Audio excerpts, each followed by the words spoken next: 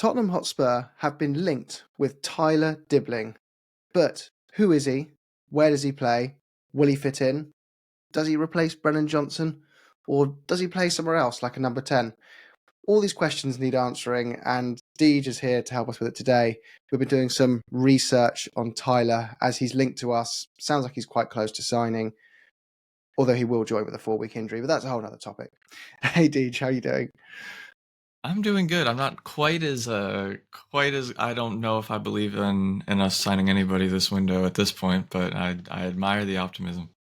Hey, by the time this is out, he may have already signed, and this video will just be churning through the YouTube algorithm as a result. But look, people will be clicking on this video to understand who Tyler is, what his strengths are, what his weaknesses are, where would he play. Does he replace Brennan Johnson? I think people will be asking. Is he that dribbly winger we kind of need? He doesn't score many. Is that a concern? Another teenager? Well, is this a guy for the future, or is he for now? All these kind of questions. But I guess, should we start with who is he? Yeah, I mean he's an academy prospect for Southampton. He's made his I believe it's his full debut in the first team this year, and he's played most of the matches for them.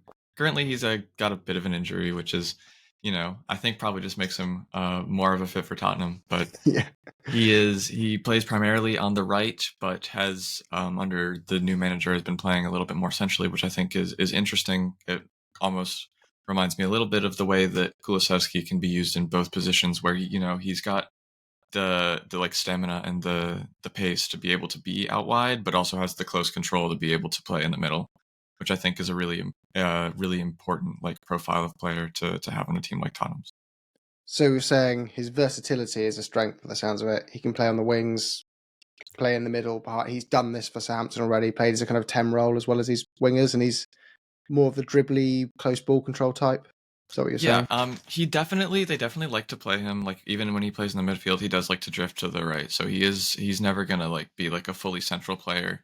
Even like I said, when he like plays in a role where he's like defined as like the 10 in like their five back system, he's spending all of his time on the right side of the striker.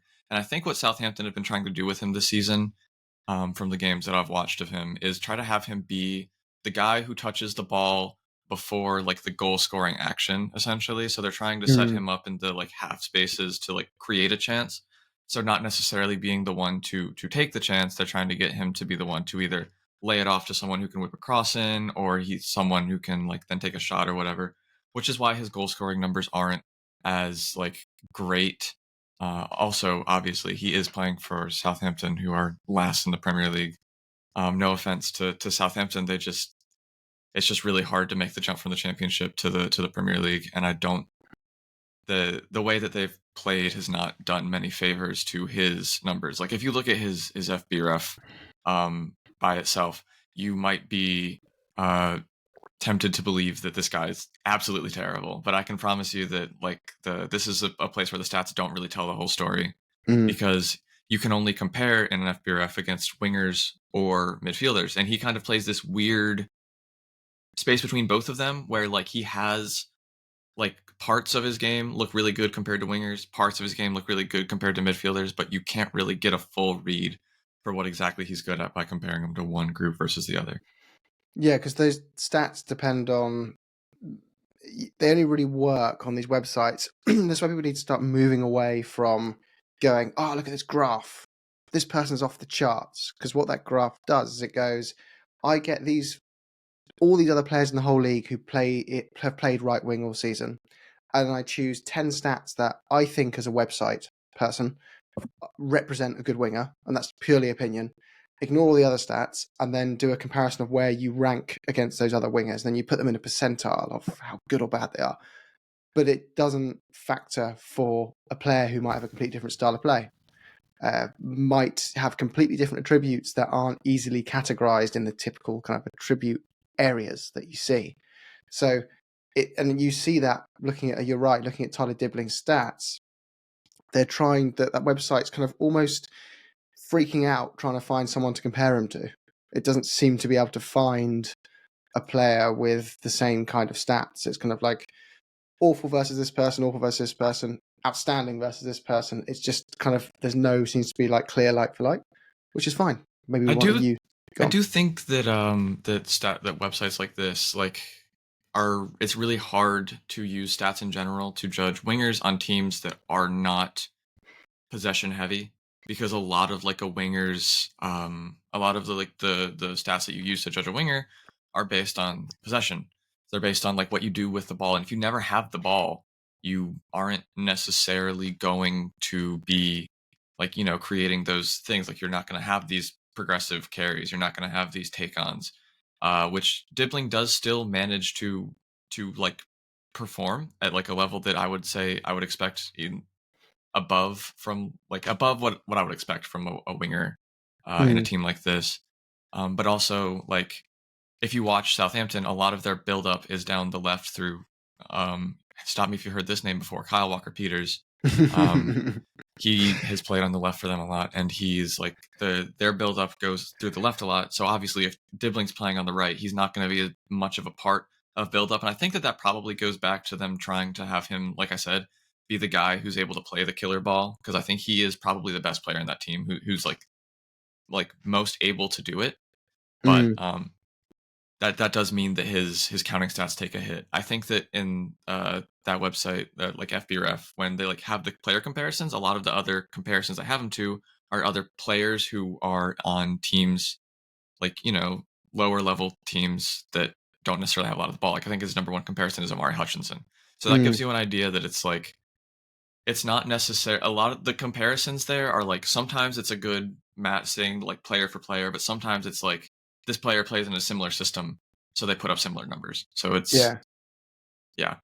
And people, I want people to realize this as well who listen. Like, a lot of these channels and podcast stuff, when they've got to quickly get the content out, quickly give you us an idea of what a player is, the default websites are ones like fbref.com, and you can go find it yourself, right? It's a really good website. But you can go on there, get some quick graphics up, and feel like you're giving everyone an overview of a player, but it's really not that simple. So just encourage people to look beyond the data a little bit, and do what maybe DJ's done and go on back and watch some of the games, because the eye test does kind of play pro. And you mentioned this, DJ, before. You were watching a lot of the old videos, and there was just one game in particular which was probably stood out more than the others when you were watching, Tyler, isn't that right? Yeah, so basically, it's kind of like I said, it's really hard to judge this Southampton side because they're just outmatched. Like, realistically, they are playing against one. They're before, like a couple weeks ago when they sacked their manager, they were playing they were trying to do what Burnley did, and play like a more expansive style of football to probably their own team's detriment. Unfortunately, I believe they had the most errors leading to goal in the Premier League. Or if they didn't, they were they were near the top of that list. So they were trying and failing, and it just created like a position, like a place, like an atmosphere where no one could shine in that system. But so unfortunately, I do think that the Southampton team is closer, more like easily comparable to a championship side. Obviously, they're a top championship side, but they are still a championship side. So I went back and watched Southampton play against Swansea to see how Dibling was used. And that was a game where you could really like see his quality.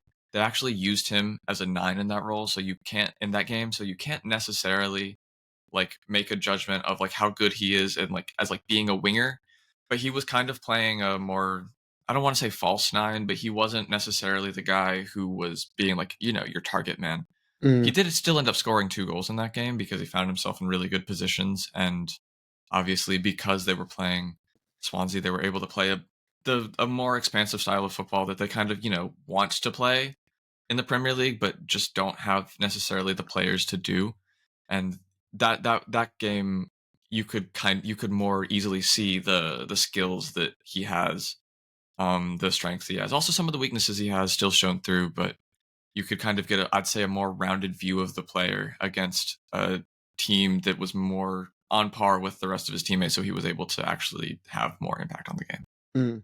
So the summary of him is, you can't really rely on this. The thing that makes Tyler Dibling probably less of a viral YouTube, TikTok type player that's being trending with our club is probably because the stats people rush to and go get them, and they don't really epitomise how good he is, because Southampton are just not a level high enough to really utilise the strengths of him, and his strengths kind of, being the player of that killer ball, or that killer ball's going to someone who's unable to execute on that killer ball. The stats don't end up looking that great. So he's also very young, but he fits the profile for what Ange wants in versatile players who can play across multiple positions, which makes you less vulnerable to, the need to rotate and keep the opposition on their toes and have a floating front three or whatever it is.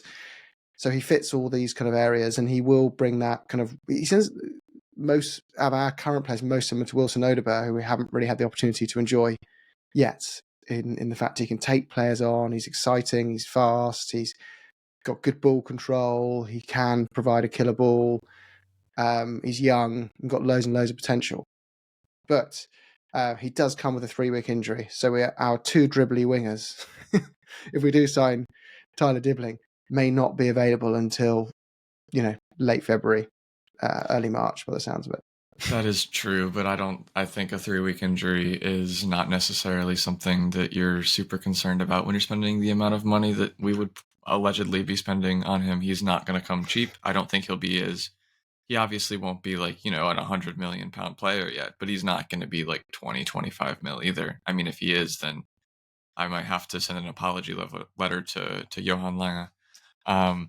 But I think that looking at like a 3-week injury, is not necessarily something we should be too concerned about, because as we've seen, sometimes you have an immaculate injury history. You come here and you're just injured forever. Sometimes players have terrible injury histories and then they get to a big club and they're never injured again. So injuries are just so inconsistent that, especially just having one that's not a super long injury when you're 18 isn't something that would give me a lot of pause.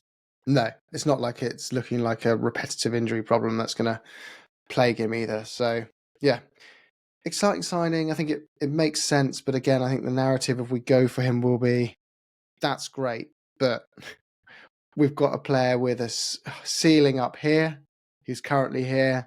It will be exciting to watch them grow, but where's that sprinkle of experience? And I'll say, there you go. We tried Timo Werner. It didn't work out. But yeah, no, seriously, because you do have to have the realistic thing where we are in a position. I think we're finding it now in this window where we're looking for experienced players and we're just constantly losing out on them. Because if you go from Ioane, who's someone like that, from PSG, well, if significantly bigger clubs are also knocking on the door, we're Tottenham. We're knocking on the door of the top kind of 10 clubs in terms of brand value in the world. We're just sneaking in there. But if one of those teams above us, especially in the top 5, wants a player, we're just out of the equation. So it does force the club to look at a Tyler Dibling and say, hey, let's get them early, a Lucas Berryvale and Archie Gray. And actually, you know what? I wouldn't swap Archie Gray or Lucas Berryvale for, any of these senior players we've been linked with, or any Chelsea player as an example. So I think the strategy does work, but we just need a bit of patience if we satisfy Tyler. Yeah. I definitely think that Tyler is a player that would require patience, both in terms of his progression and also sometimes when you're watching him, because he is the kind of, I think most flair players are at times super frustrating to watch. He's a player who's got a good first touch. It's not yet great, but that's something that you can still learn. He's 18. He's very, very comfortable on the ball.